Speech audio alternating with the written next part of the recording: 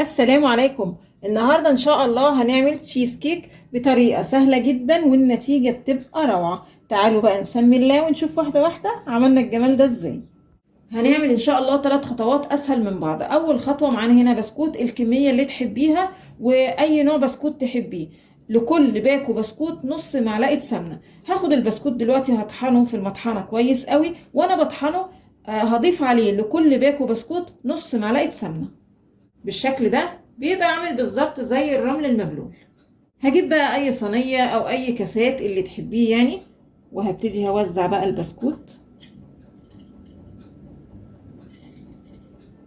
ونضغط على البسكوت كده وننقل الصينية التلاجة لمدة نص ساعة نكون حضرنا الخطوة التانية. الخطوة التانية ممكن تستخدمي مضرب وممكن في الخلاط عادي. معانا هنا كوباية كريم شانتيه، كوباية ونص لبن ساقع، ومعلقة سكر واحدة لو الكريم شانتيه معاكي خام ومش مسكر، 4 قطع جبنة نستو. اضرب بقى المكونات بالمضرب او الخلاط كويس قوي. خلاص عملنا الكريمة، هنصبها بقى على البسكوت. نخبط بس الصينية خبطة خفيفة كده، وهننقل الصينية برضو في التلاجة لحد ما الكريمة معانا تمسك نفسها كده وتجمد.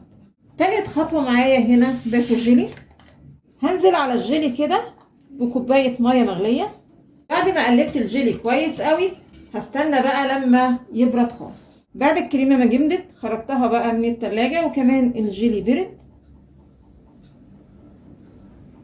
ابتدي اوزعه بقى كده، ولازم الكريمة تكون جمدت والجيلي يكون برد.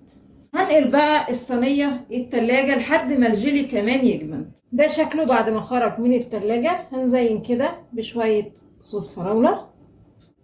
وصفة سهلة جدا وبتعجب الأطفال قوي. يا رب النهاردة الوصفة تكون عجبتكم، ولو عجبكم الفيديو فضلا الاشتراك في القناة.